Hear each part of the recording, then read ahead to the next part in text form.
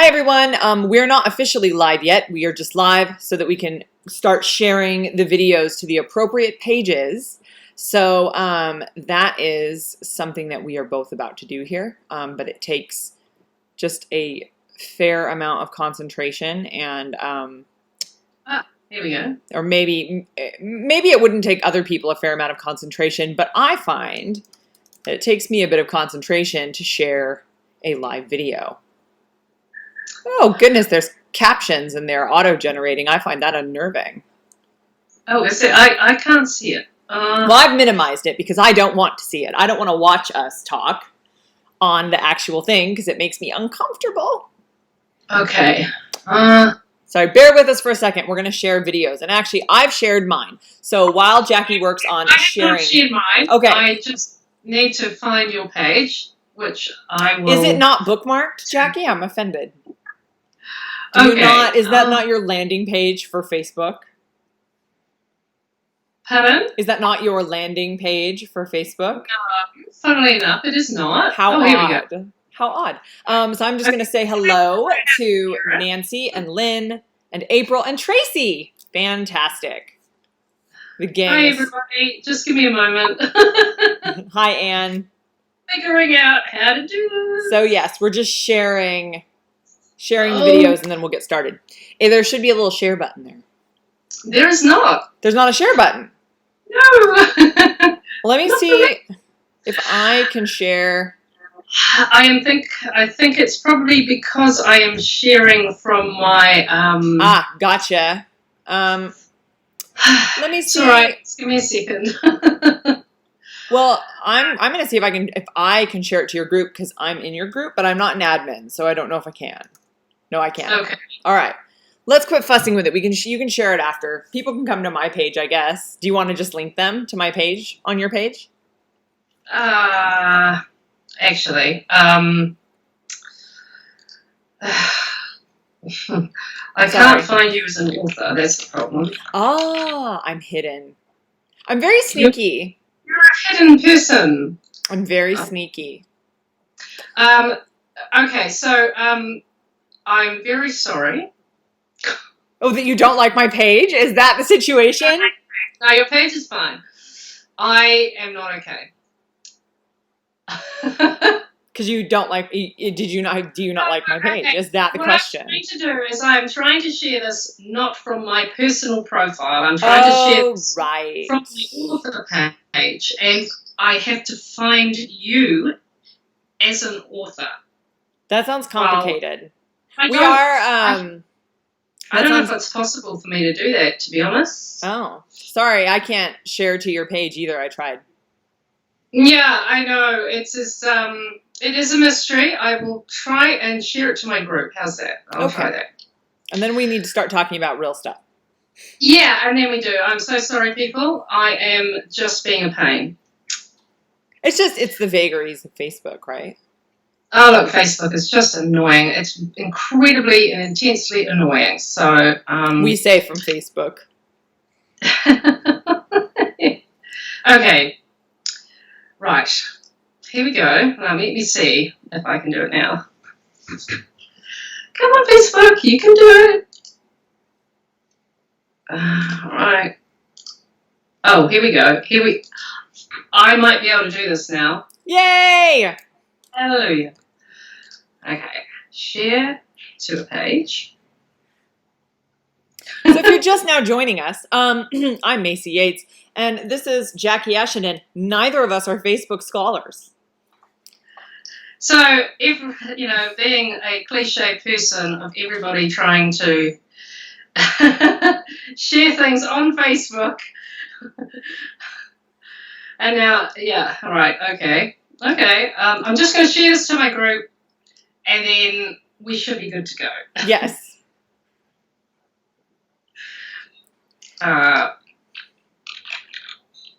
Just talk amongst yourselves.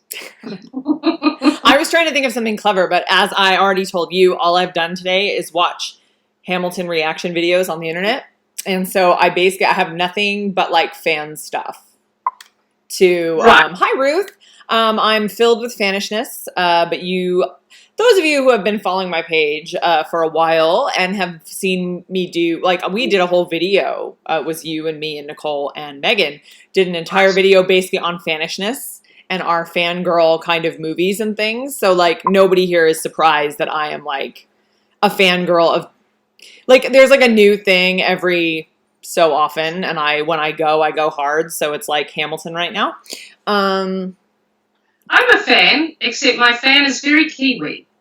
So, like, we don't really get sort of in your face about it. It's just a quiet fanishness. Well, I would say in general, when I'm in the thick of it, I really only talk about it with friends, because I actually can't discuss things that I'm super fangirly about online or, like, with a big group, because what if they reject it, and that's, like, a reflection of my heart. So you can't do that. So we're going to try something that I actually haven't done before. We're going to have a little interview because for those of you who don't know, Jackie's first book in her Alaskan Homecoming series, Come Home to Deep River, came out on Tuesday. And it is in a great many of your local Walmarts. And it's a fantastic book, and it's part of a fantastic new series, and I am fortunate enough to have read all 3 books in the series, even though they are not out yet, but she's written them. So I thought that we would talk a little bit here on the group about it, because I know a lot of you really like small town contemporary romance. That's why you're on my page, since that's why I do what I do. And I feel like even though these books are not Western, they're set in Alaska, and the heroes are kind of very rugged, and it's got that vibe a little bit. So I feel like it's a series that you guys are going to really enjoy. I really have enjoyed reading it. I did a blurb for the book because I enjoyed it so much. And oh, hey, Judy. Judy says, I read it and loved it. And she also says hi. Oh, that's lovely. I'm really pleased. So, Jackie, tell us a little bit about your new series. Okay. So now Maisey has sent me some questions. So I'm just going to read from them. Yes, Nancy, you did. Nancy says, I bought it and sent you both a video from my local Walmart. That was a fantastic video. I actually put it up on my Instagram also because it was such a great video of the book section at Walmart. Yeah, thank you so much for that, because initially I was actually going to be in the States when this came out, and naturally that was all the Are you not here? Man, that I couldn't. So I was really, I've been quite disappointed about that, because seeing your book on a shelf is actually really cool, and it's not on shelves in New Zealand, which is where I am. So, I have to go to America to see my book, which is really cool, because it means I can catch up with Maisey and my other writer friends. But it was really great to just have that video, to be honest. So it was actually real on a shelf.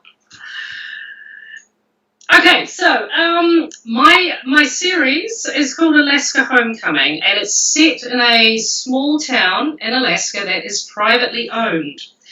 And the series is about 3 ex-military guys who run a aviation business, so they're all bush pilots. And one of their number dies, and he leaves the entire town to his friends, which they are most surprised about, because they were not expecting it, and they don't really want it, to be honest, especially because they find out that the town has oil reserves underneath it, which sort of makes everything really difficult for everybody. So the first book is about Silas, who used to live in Deep River, and he comes back. He's sort of drawn the short straw, and he has to go back to the town and tell them that there is oil underneath the ground. Oh, and by the way, he doesn't actually want to own it. So, and it's his hometown, and there's some very difficult things about it that he had to leave behind. So it's it's kind of a bit of a confronting thing for him. Samantha says, I just bought the book, excited to read it. Oh, well, thank you, Samantha. Yeah, I hope you enjoy it. I certainly enjoyed writing it, so yeah. So what was your inspiration for the series? Okay, my inspiration was, well, actually, I have been wanting to write a small town series for a while, because a lot of my books, even though they're not small towns, they are actually about small communities. So I've been writing books friends, basically found family, and they're usually set in cities, but they're just, small communities of people within a city. And I thought, well, you know what, a small town isn't that far removed from that.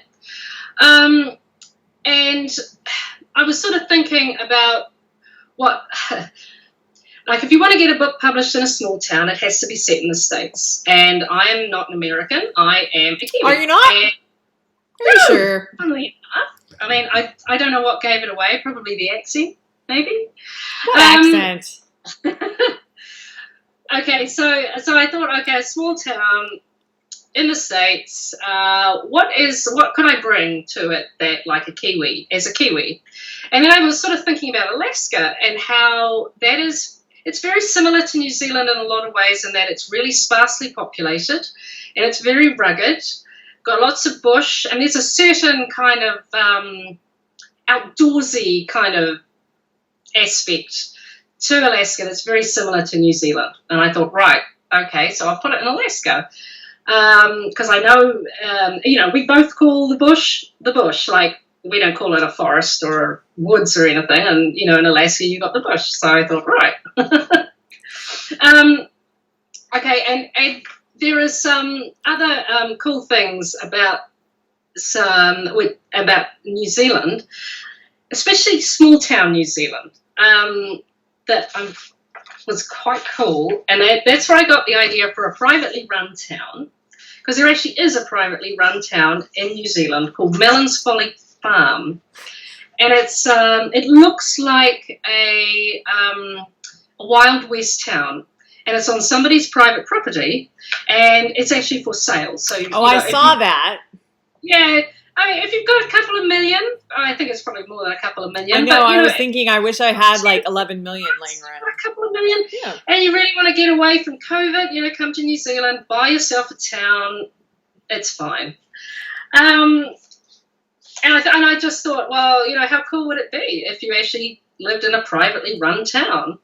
And then there's this other quirky little town called Whangamamona, and it's a town in a very isolated part of New Zealand, down what they call the Lost Highway. And I think I actually drove through Whangamamona, and it is very isolated, lots of bush.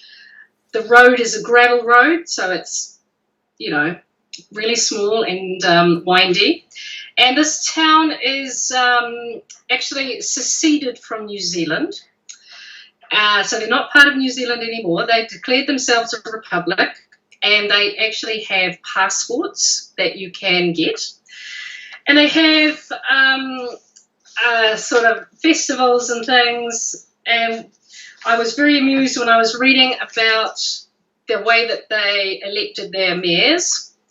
They had a mayor called Billy Gumboot, who was a goat. He was the first elected animal, and he won the election by a landslide. And he died in office after 18 months, and he was succeeded by Ty the poodle, who was attacked by a mastiff in what they thought was an assassination attempt. But he survived. So anyway, I just thought, wouldn't that be strange to have a town like that where you could elect a goat? And I think one of the actually elected mayors of the town was elected, and he didn't know his name had been put in the ballot. But just quirky little stuff like that I thought would be fun to put in a book. I think Evan should run for mayor of Gold Valley in that case. Yeah, well, Why can't a raccoon be mayor if a goat can be mayor? Evan for mayor. Evan for mayor. You heard it here first. So Deep River is your first small town series. So for you, What was the most challenging part of constructing kind of that setting? And what is like your favorite part of that? Okay, so challenging for me is my books have always been quite gritty, and they're sort of urban set. So the challenge was to kind of make them, I suppose, a little bit less gritty and a bit more accessible to people. And also, a lot of my books tended to be about the oppressiveness of the city and, people carving themselves these little communities within the city. But then I thought, well, why not make it a nice small town that people want to visit? So I just thought, that was challenging a little bit to kind of sand off my edges and get it to be a sort of a welcoming place. But then I really got into it, and I started to really enjoy sort of putting some nice things about the town and making it a supportive place for people. And Deep River is a haven, pretty much, for people that don't really fit anywhere else. And I just enjoyed doing that. Yeah, I would say that because I kind of read a few stages of the evolution of this series, like as you were conceptualizing it and sold it to the publisher that you did, just that I enjoy, like, that you took it from kind of more of that same gritty kind of place to somewhere that I think matches the cover in a really intense way, and that, like, you just kind of want to go there. And I think it still has that kind of, it's a haven, like you said, like for people who are kind of misfits and outcasts. And so there's still that bit of Wild West to the characters, but kind of set in this place that is there to support them. And I think in that way that they do, because I think, and this is something, I write small town as well, and I live in a small town. And so one of the things that I always think is it is idyllic in a way, but also the people who choose to live in small towns are often pretty quirky. And a lot of it is actually just making the decision to be a community because you depend on each other.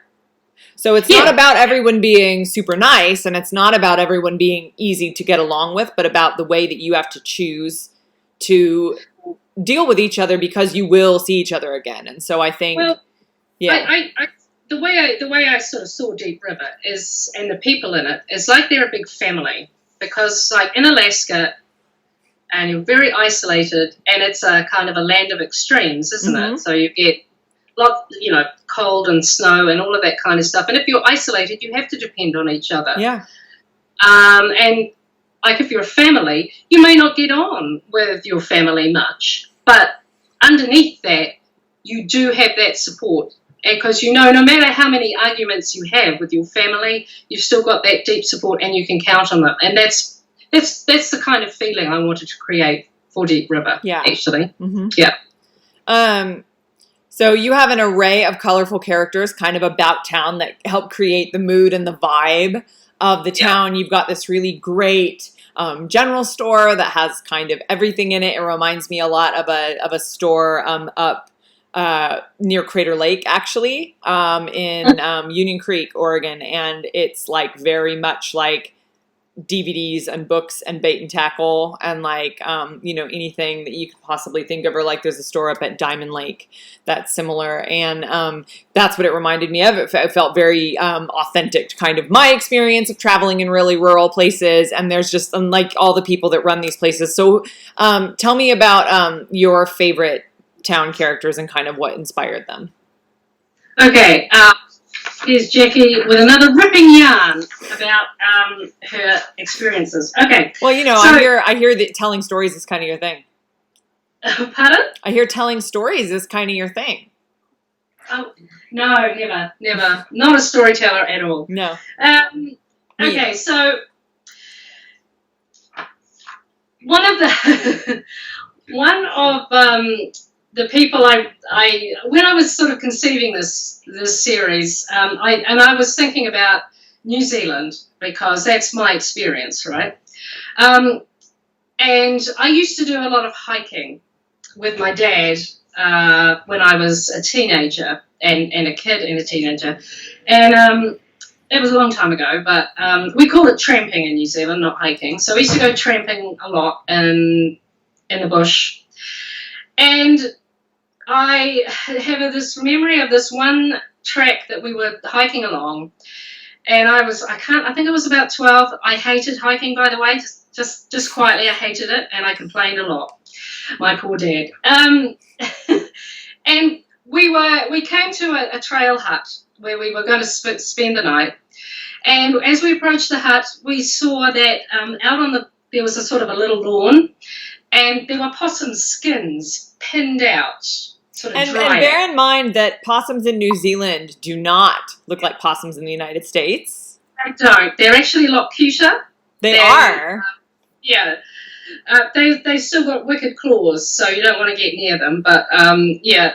So there were possum skins everywhere. And as we came into the hut, we saw this old guy. He was quite tall and very skinny, and he was wearing a swan-dry.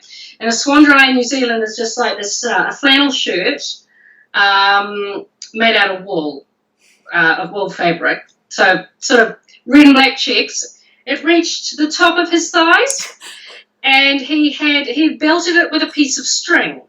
He had a pair of gum boots, sort of rubber boots on his feet, and he was wearing a pair of, they weren't long johns, they were just kind of underpants, basically, white underpants. And he just said, "Oh, g'day.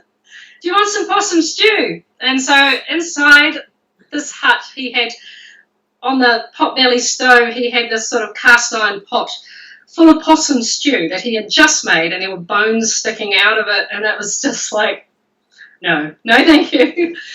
But anyway, he was kind of a quirky old guy, and he had I can't remember exactly what sort of we ended up chatting to him, and then the next day we went on to the next hut further up the trail, and he walked with us, and he kind of helped us with our packs, and he was sort of bound up, like I don't know how old he was, in his 60s, and he was sort of bound up the hill, and it would it was a good couple of hours to the next hut, and he'd just run up the hill, and then he'd come back, grab the next pack, and then he'd run up, take the next one up, and then we got to the hut, and he went on up.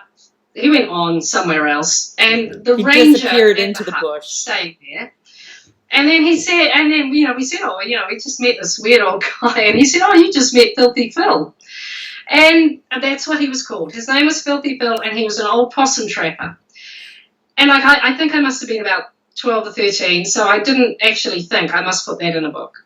But when I got to be an adult, I did think I must put that in a book. And so Filthy Phil is in Come Home to Deep River. Sorry, that's a long and involved story, but Filthy Phil is in Deep River. He is not a possum trapper, but he is an old guy who also knits vests for penguins.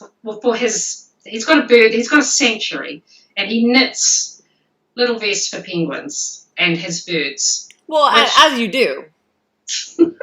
Well, that was, in my travels on the internet while I was researching this book.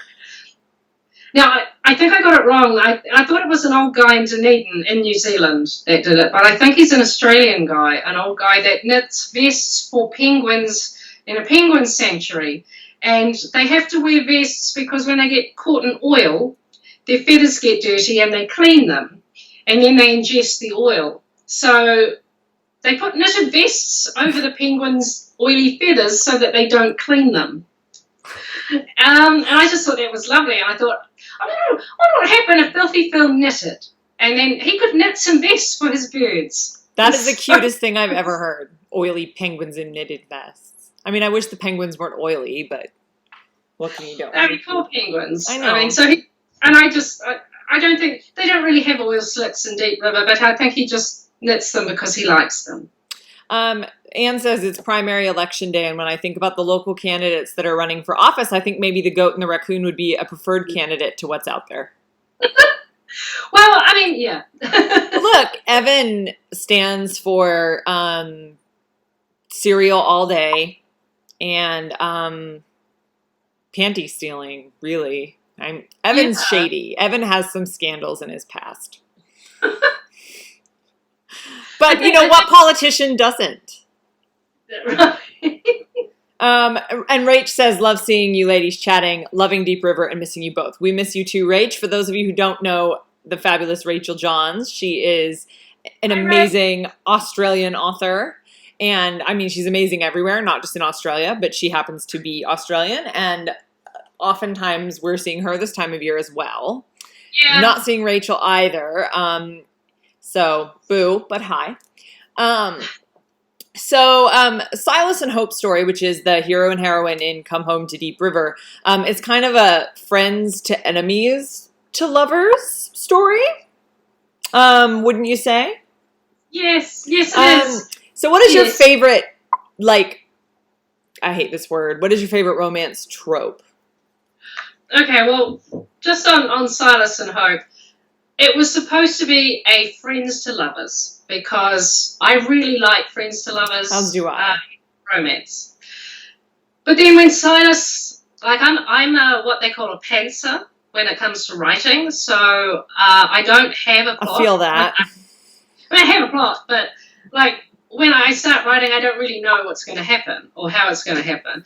And so when Silas first meets Hope, and I was thinking, yay, they're friends, should be happy. They were not happy. Peter, she was not happy. Very pleased to see him, and I was thinking, oh no, there goes my friends to lovers idea. So it ended up being, enemies to friends to lovers. So, but yeah, I do love a friends to lovers romance. I've written a few of those, and I do like. Oddly enough, I do like enemies to lovers too. So, there's a combination of sort of tropes there.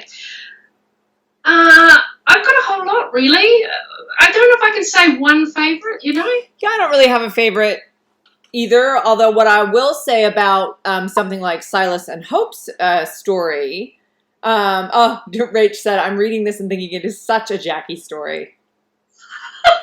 Is that good, Rach? Is that a good thing? I think it is.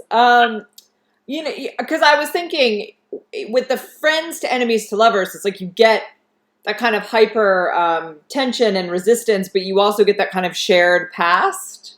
Yeah. And they have to kind of see each other in a new way. Rach says, yes, it's good. They have to see each other in a new way, which actually all of my favorite tropes include that. So whether it's friends to lovers, enemies to lovers, best friends, little sister, it all hinges on that moment where they see each other in a new way and they can never go back. Like the door is open and it cannot be closed.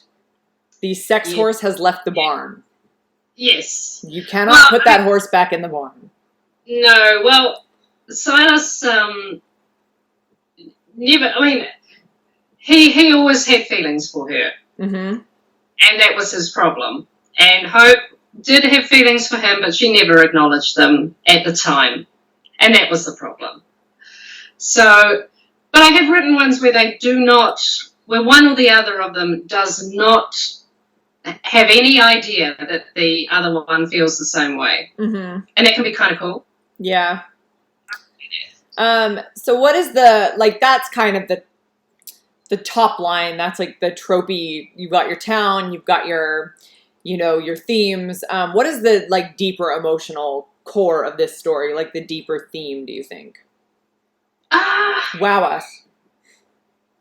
Pardon? I said wow us. Wow us. Or don't, but.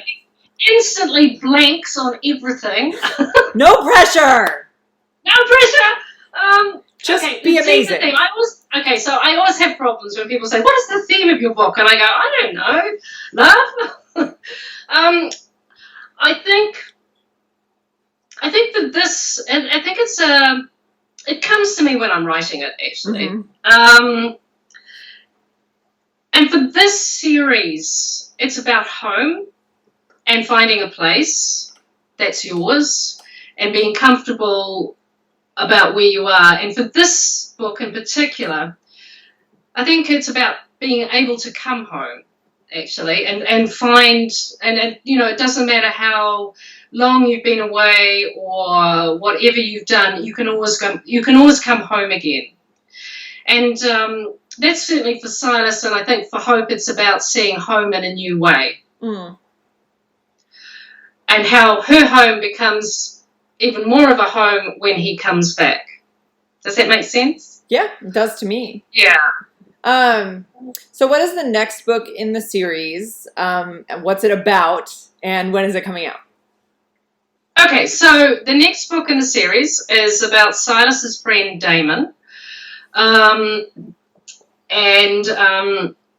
he's a bit of a in Come Home to Deep River. He's sort of hassles Silas a bit for staying in Deep River because he's in Juneau and he wants to get back to LA, and he sort of keeps hassling him to come back.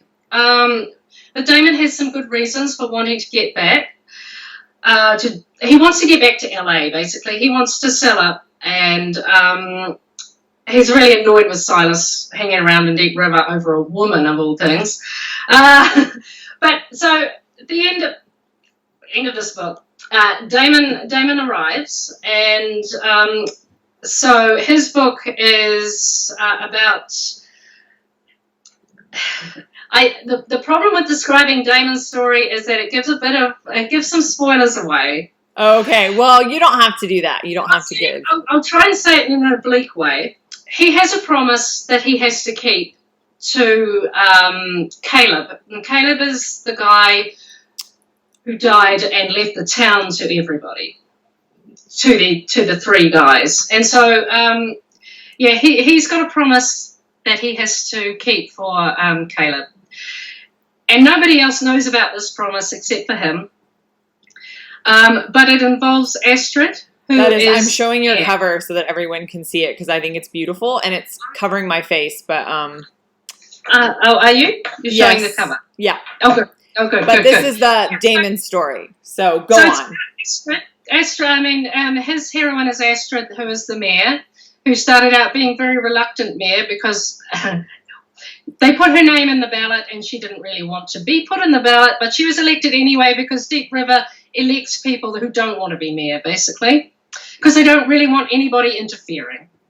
Unfortunately for them, they elected Astrid, who didn't want to be mayor, but now she is mayor. She's actually going to do a good job and she is going to manage them, and get things done, and she does. So she and Damon sort of strike a few sparks, and but I can't really go into too deep a detail with that because it will give spoilers away. So that one is out when? Oh, sorry, March next year. All right, I'm putting it up one more time. I know it's kind of silly because it's like in front of my face, but March next year is Deep River Promise, and that way you guys can see the cover, which I think is so gorgeous. Just really, really beautiful, and I cannot wait. The cover is fantastic. I need to share that, and I haven't yet, so I will. Yes. So just getting away from the book specifically, like as a reader, like why do you love the romance genre? Like what do you gravitate toward in the genre?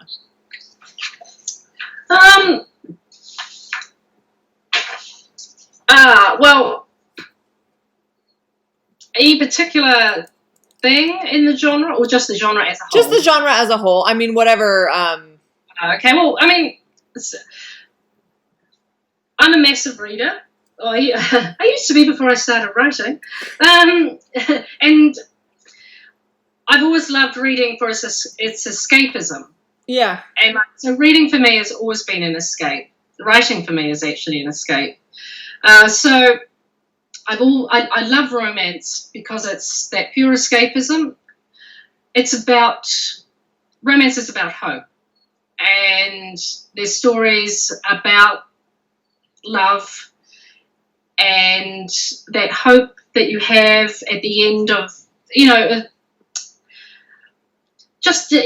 mean, love is hope, isn't it? Mm-hmm. And I love the happy endings because there's not enough happy endings and there's not enough love in the world. And I just, I like creating it and I like reading about it. And really, to that point, romance often gets a reputation for being silly or for being fluff. And while it's certainly feel good, I think you and I can both agree that it's not insubstantial. So why do you think that myth persists? And in what ways has romance impacted you, whether that's as a writer or a reader? Okay. Well, I think the myth persists on romance being fluff. It certainly persists because love is not it's a book. They're books about emotion, and people don't handle emotion very well. People get uncomfortable with emotion. Mm-hmm. and they, being emotional is like a bad thing. It's not, for some reason it's not worthy. I don't get it. I really don't get it, because love is the most powerful of all emotions, and it's the force that does the most good in the world. So I don't know why books about love are fluff. I mean, how can a book about the most powerful emotion in the world be fluff? It doesn't make any sense. And I think also it's because it's enjoyed by women. And, things that are enjoyed by women tend not to be taken very seriously in the world. And so, books read by women about love, you've got a double whammy there. So I agree, yeah. And I think, like, when you think about all the things that go with love, like, what does that demand of you to love? That you have to heal. You have to let go of anger. You have to forgive. You have to kind of clear a space in your heart for it. And I think our natural tendency as people is to hold the bad things close because it's protective. And I think love demands vulnerability. And so I think we sort of don't hold in esteem that which we actually fear. So I think it's like, let's dismiss it, because really loving, and like whether it's romantic or whether it is loving people in the community, loving people who have wronged you, that is a powerful thing, but it requires vulnerability, and it requires radically, like, to love people. Like, it's such a contentious, and I don't mean to like get into this, but it's like, it's such a contentious time. So to be like, I don't need, to fight. I can show love. I can forgive. I can do all these things. Like, you have to put your pride down for that. And you have to put your guard down for that, and not be like, oh, I'm going to prove I'm right. I'm just going to try to make a bridge. And I think that is incredibly challenging. I think, I think love is just one of the hardest things. And that's what romance is about. Over and over again, choosing to do the hardest thing, choosing to be vulnerable, choosing to heal when it is easier to protect yourself. If you choose to stay angry. And I think that, that is one reason that romance is written off, because that is a story, again, whether it's like a metaphor for like a broader sense of healing and love, or like literally taken as romantic love. It's like, these are the ways that, people kind of break themselves down and heal. And it's like, it's certainly not fluffy, in my opinion. Feel good for sure. I mean, like in New Zealand, like I said before, I couldn't find my book on. I won't find my book on shelves in New Zealand, because we don't really have romance on the shelves in New Zealand. I mean, the bookshops say it because it doesn't sell. And it's like, well, of course it doesn't sell. It's not on the shelf. But I feel that actually a deeper reason why it's not on the shelf, and maybe it doesn't sell in New Zealand, or it's because people do not hold it in any esteem, because they're uncomfortable. Kiwis, I think, in general, are very uncomfortable with emotion. And, we tend to distance ourselves and deny that we feel stuff. And it's probably comes from being a British colony. We've got that stiff upper lip thing going on. Us too, but we were like, nah. But and I think people are just uncomfortable with it. And people read romance on the sly in New Zealand because they don't want to be seen to be reading it, because, ooh, you like a book about love, that's embarrassing. It's just like, it's not embarrassing. How can it be embarrassing? Well, I've been in a book club about romance for a couple of years, and every so often we get some people who come who are kind of like looky-loos. Like, they're like, how are you having a book club about romance? And they're not actually there because they enjoy it. They're like, oh, I thought I was going to come make fun of it. And so we always get these people who think they're really clever, And as a total aside, what I find really funny is we'll get these people who come in who want to talk about how romance is predictable, and they are hands down always the most predictable people that I have ever met, because they're basically following the same script of the last person who came in to try to talk about how the books were predictable. And I'm like, humans are fairly predictable. But my question is always, why is tragedy considered a surprise?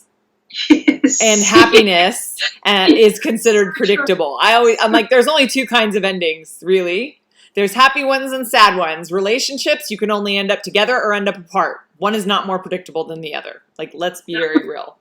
And really, romance is about the journey to getting there. So yes. I mean, I always think when people go, oh, you know, it's such a cop-out to have a happy ending. And it's just like, you know what? A sad ending is a cop-out because anybody can write a sad ending. Tragedy is easy. Yes. Writing happiness, writing two people who maybe have never met, fall in love, and will be together for the rest of their lives. You try writing that in a convincing way. Well, that's hard. That's hard stuff. This is the perfect moment for me to quote Hamilton. Okay. Because as George Washington in Hamilton would say, okay, do it. Dying is easy, young man. Living is harder. Oh, all right.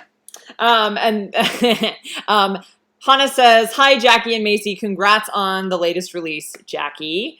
And Rach says, Aussies are also uncomfortable with emotion. Really?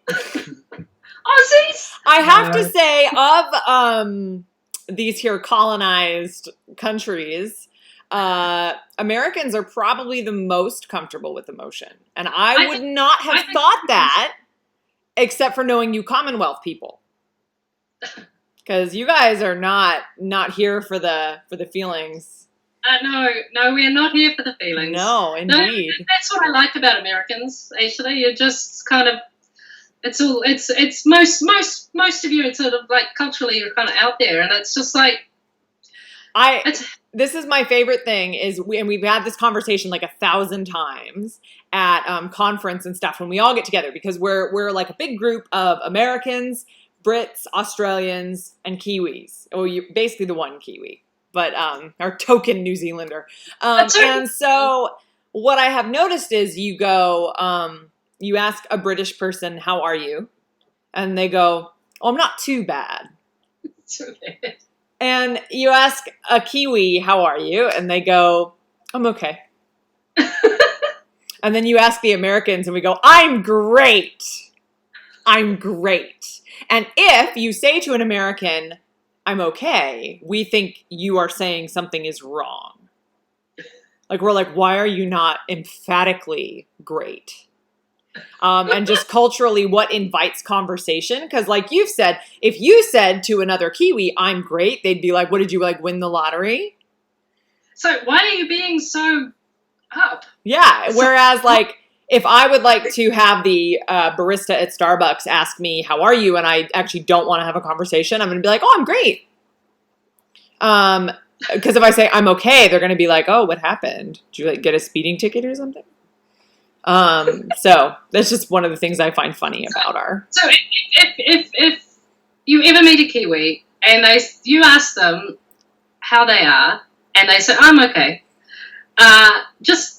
They actually are okay. It's all good. It's all good. Mind you, if something bad had happened to them, they would say, I'm okay. I was going to say, are British people ever going to say anything other than not too bad? Not too bad, no. And it's up to you to figure out what that means. Like, things have never been worse. All will be well. Everything's falling apart. So anyway, I wanted to talk just a little bit about, for those who are still hanging out, your writing journey specifically. And we will try not to linger. I mean, you can talk as long as you want, but we could talk forever. So we do, and we have. Indeed. The Alaska Homecoming series introduces readers to something of a new side to your writing. I feel like this is a little bit of a shallow statement, but still. Which I think they kind of got a glimpse of if they read Cowboy for All Seasons, which is the anthology that we were in with Megan / Caitlin and Nicole Helm. And so have you enjoyed the challenge of writing something different, or did it feel very different to you, or did you find that it was kind of the same? You know, I want to say it wasn't. I feel bad because I'm setting you up slightly because I know the answers to all these questions because I talk to you while you write. Okay, so in complete honesty, I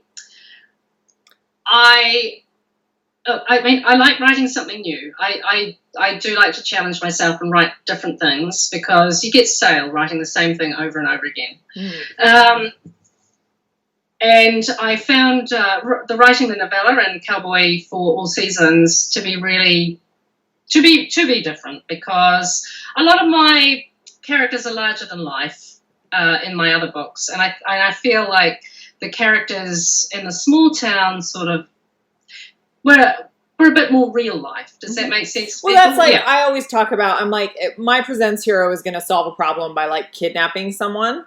But, like, realistically, my cowboys can't do that. The sheriff is going to come knocking. So it's like you can't... There's different rules to the different worlds, essentially. And so you have set up a certain world in Deep River, and then your characters must follow those rules. And that's different than when you're doing, like, these kind of over-the-top billionaires who are just going to, like, bring a helicopter in, you know?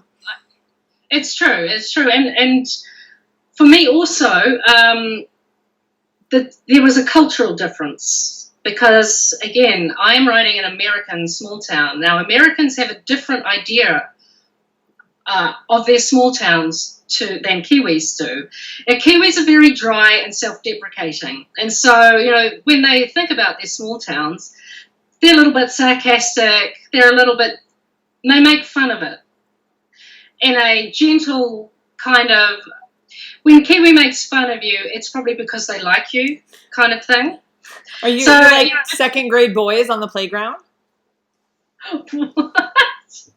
Like, you know, you're like pulling our pigtails, basically. Oh, yeah, kind of like that. So when I started writing this small town, I was gently making fun of it.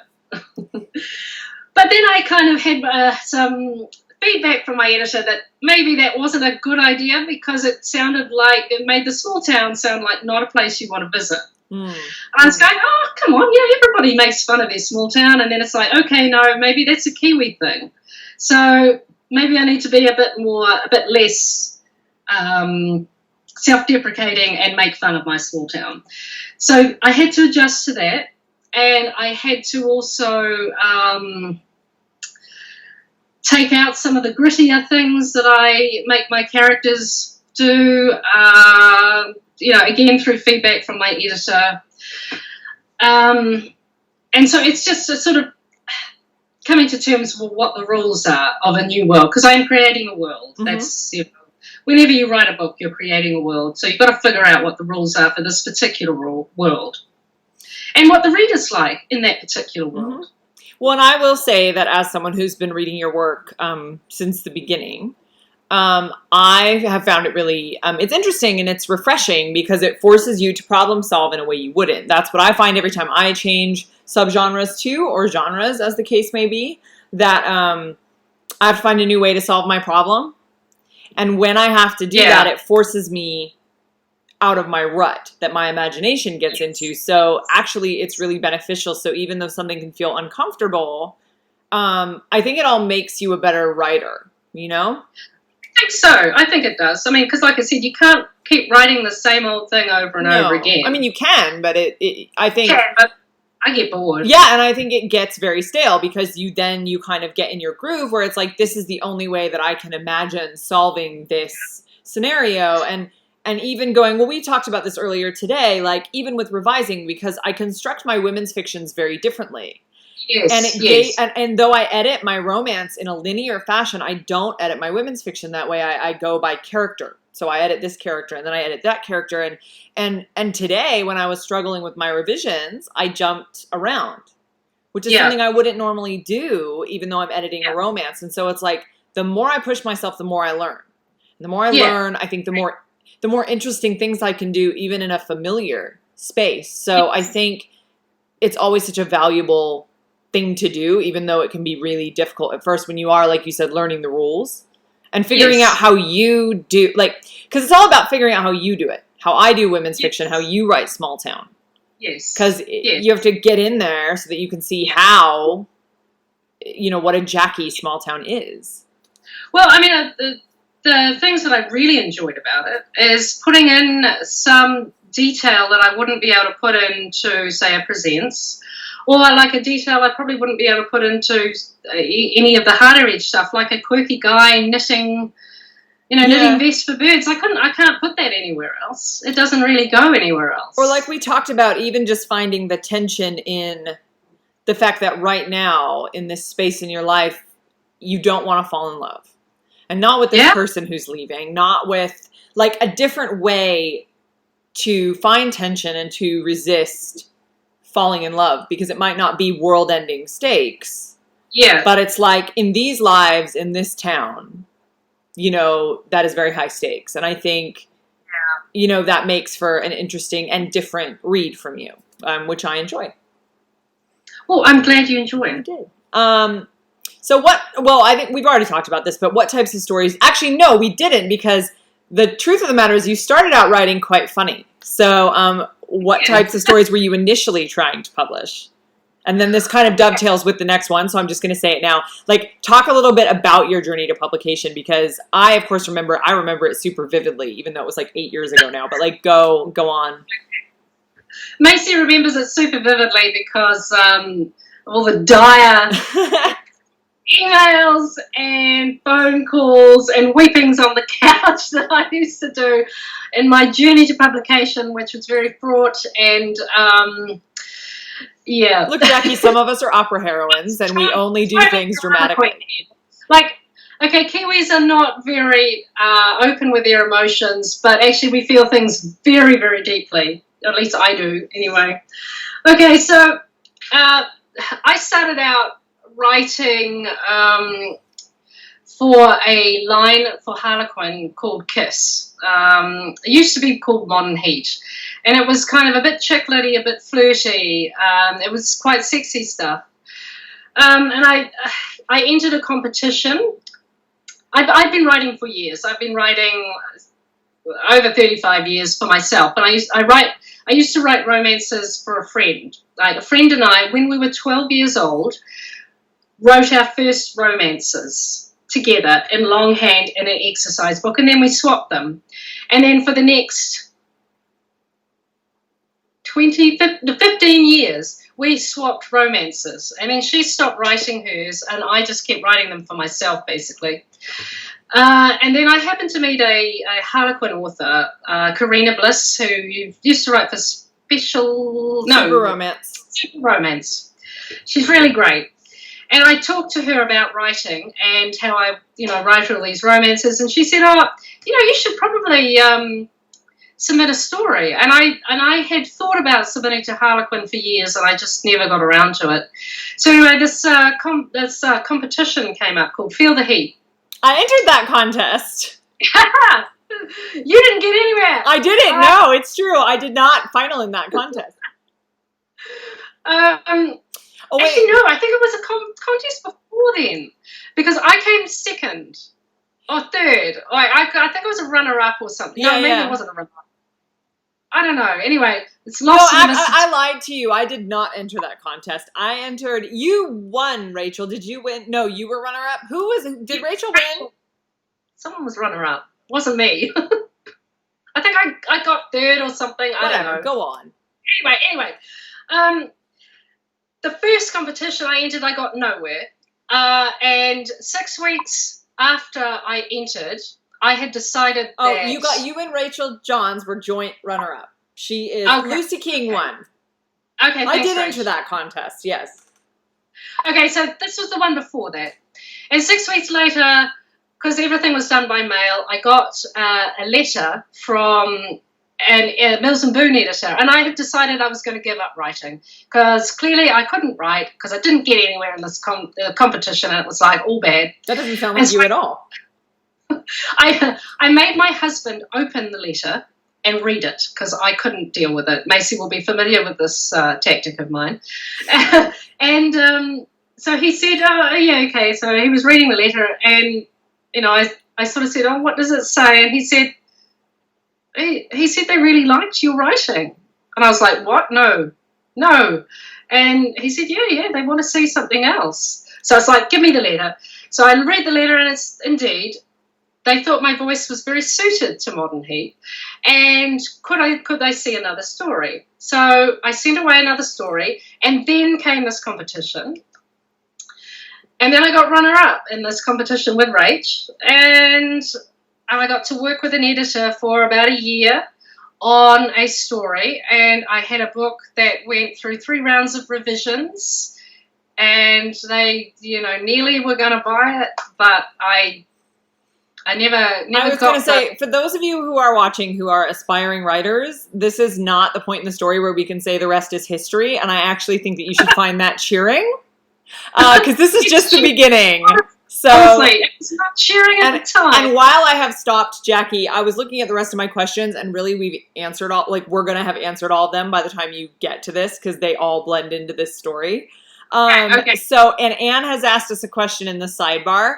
And so we will answer questions at the end. If any of you have more questions, go ahead and keep them coming right now while Jackie tells her story, because we're in the beginning stages of the story. I just wanted to pause to say that. Throw your questions in the side, and I will read them, and we will answer them at the end. So continue to question us. So go ahead, Jackie. You are working with your 3 rounds of revisions. Didn't sell. So bring on the questions. I don't mind if I'll answer anything. Just ask me anything. AMA. So I worked with an editor for a year and a half, because it takes that long. When you write something, it takes Harlequin 4 to 6 months to get back to you about something. And it was slower back then as well. All those years ago. Yeah, it was 10 years. 12 years ago, because I've been published for 10 years, and this was prior to that. So. Yeah. So, I was working through this revision process, and it was really hard, and I just couldn't get what they wanted from me, and I basically didn't know.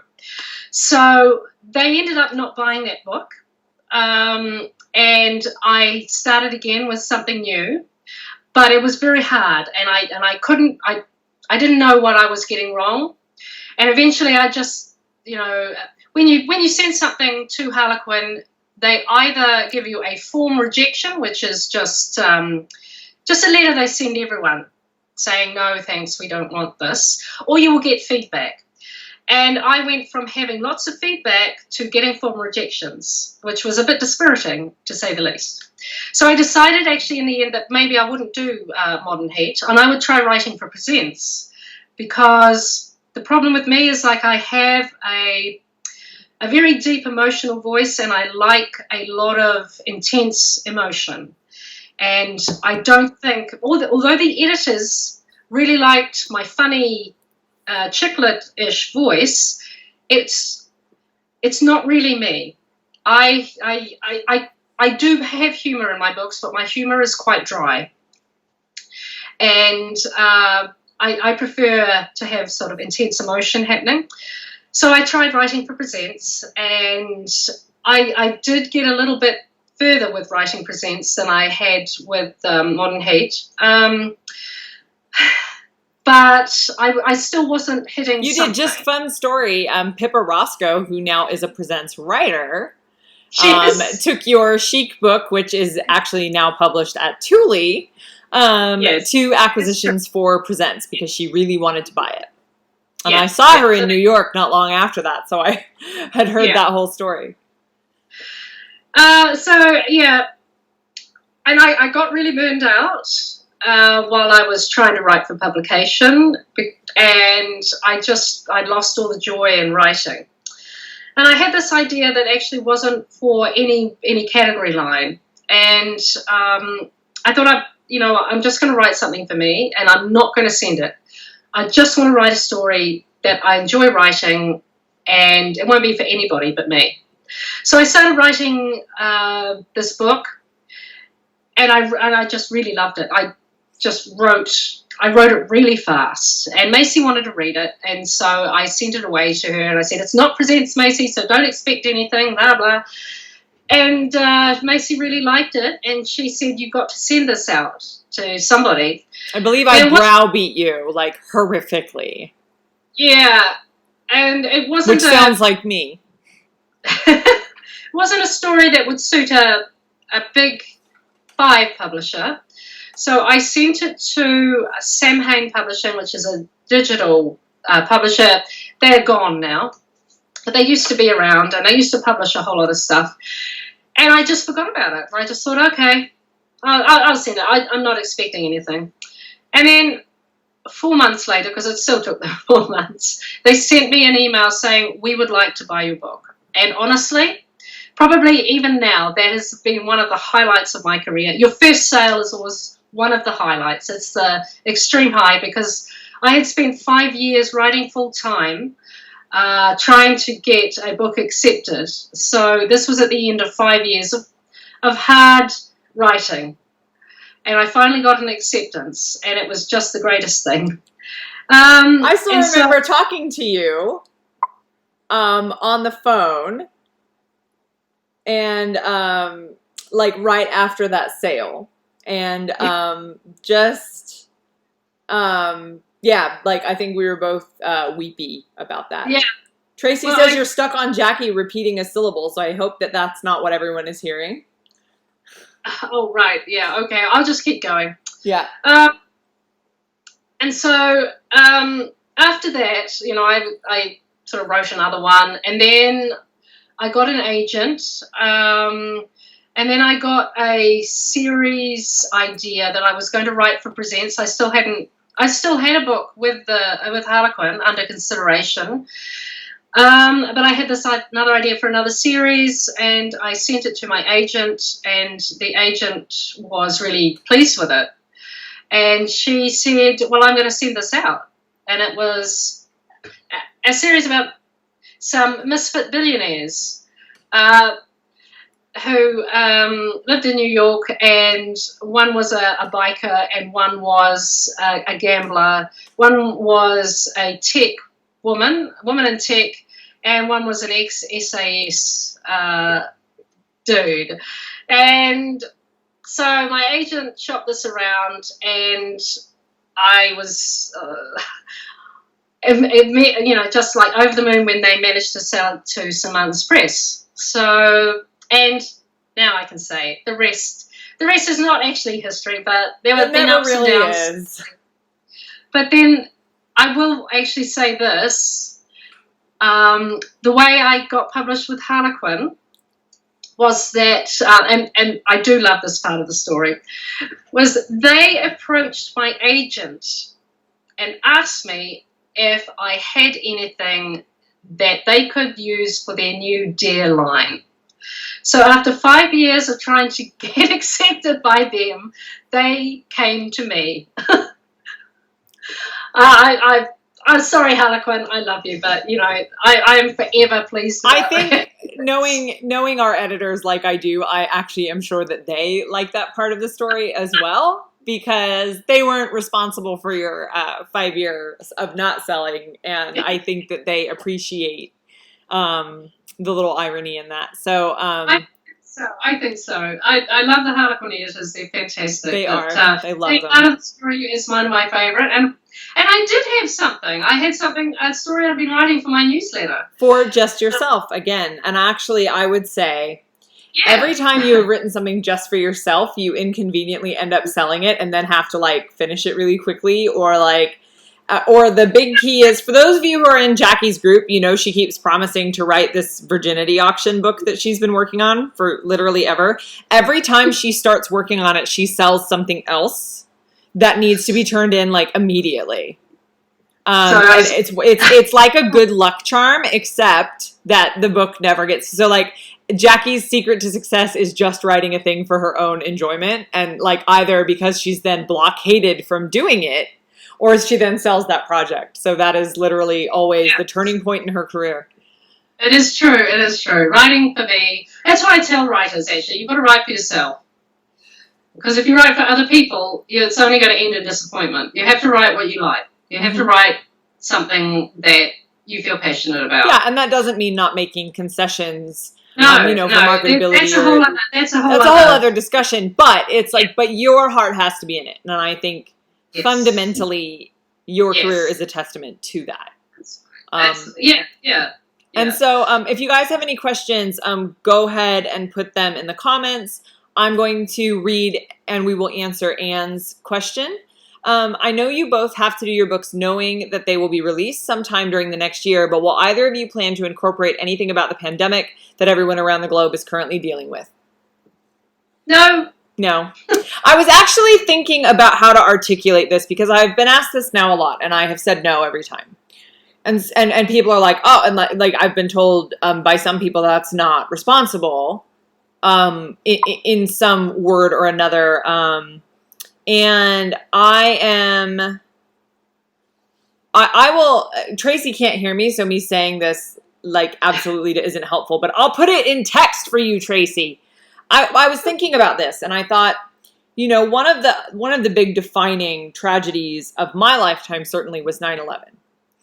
And you go through something like that, and you cannot say what will change permanently. Culture absolutely changes permanently when tragedy happens, but you don't, those things become incorporated into what you do. So I have no plans to incorporate mentions of the pandemic if our behaviors change to an extent that what we are doing becomes commonplace. I imagine that will be incorporated in the same way that nobody is running up to the counter to buy a plane ticket in movies anymore, because you can't do that.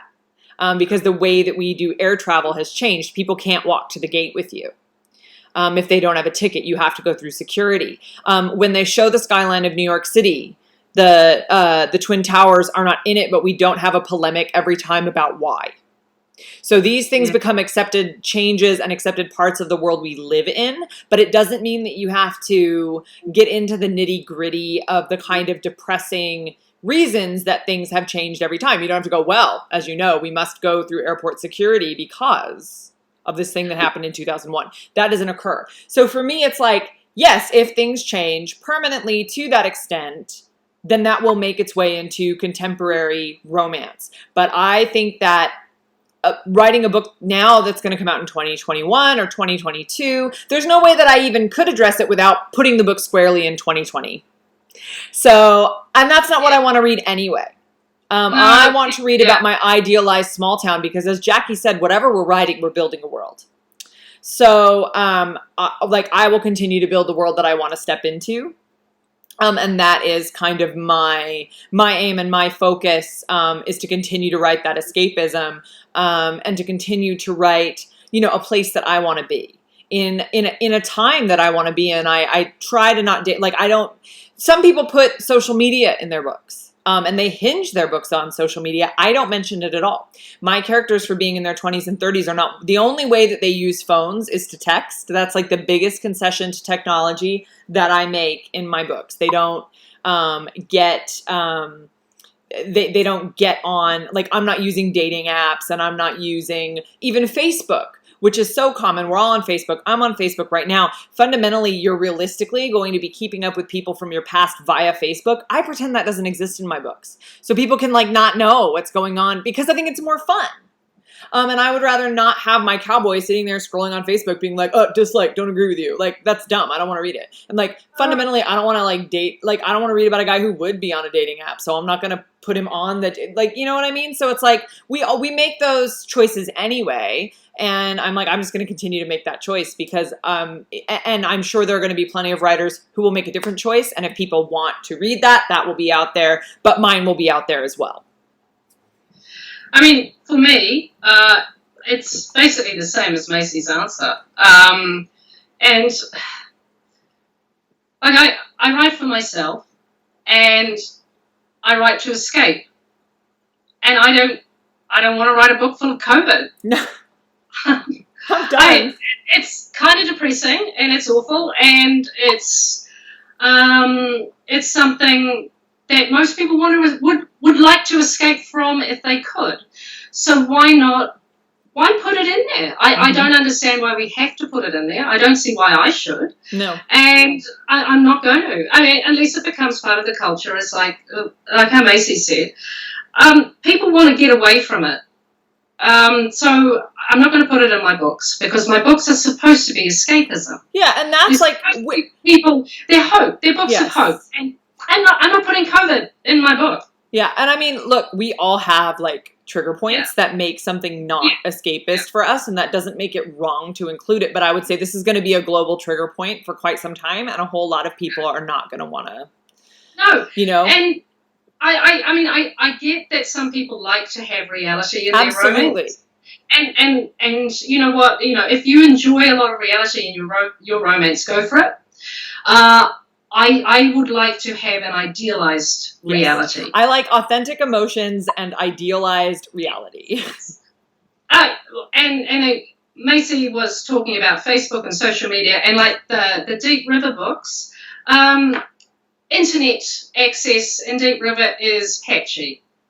Because I actually didn't want it in there either. So they in fact they can't text each other in Deep River because the service is patchy. Yeah. So they have landlines and they call people.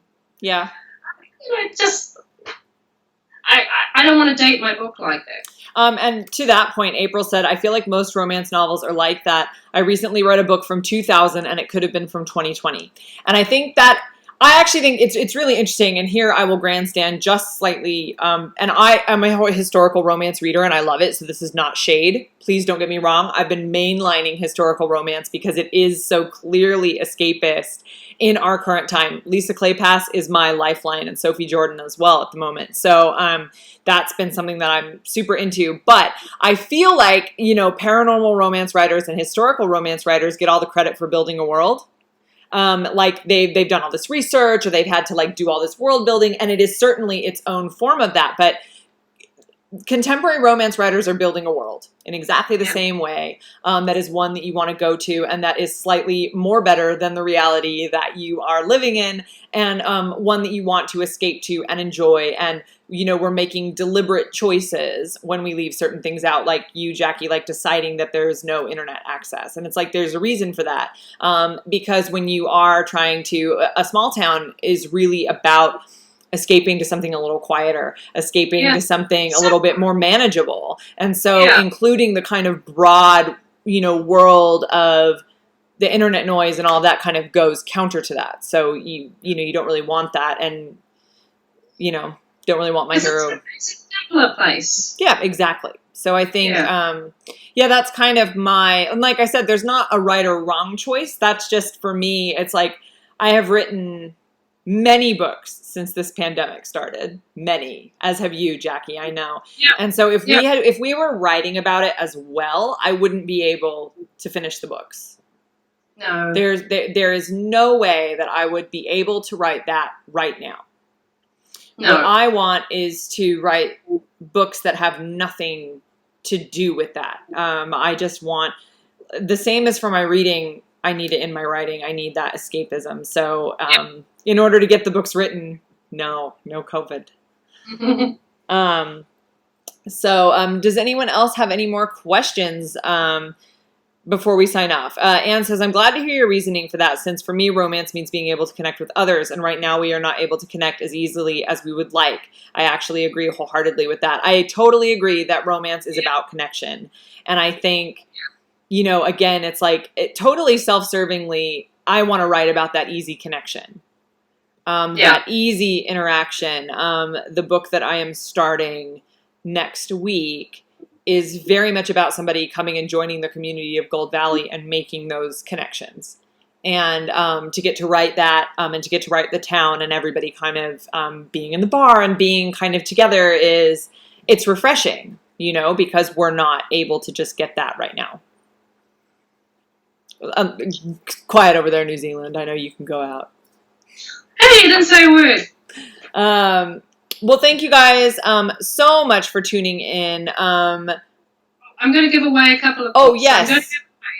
I'm going to give away to some random commenters. So comment in the comments to win a copy of Come Home to Deep River. And otherwise, guys, this book is out on store shelves right now. Come Home to Deep River by Jackie Ashenden, and it is wonderful, and it is pure escapism to a beautiful small town with very little internet and absolutely no COVID. So if you are feeling it, yeah, leave a comment. Hopefully you'll get drawn to win. But if not, like I said, this is in your Walmart right this very now. And I hope that you guys enjoy. I hope that you enjoyed our chat. And thank you so much for tuning in. And we will see you guys next time we go live. So bye.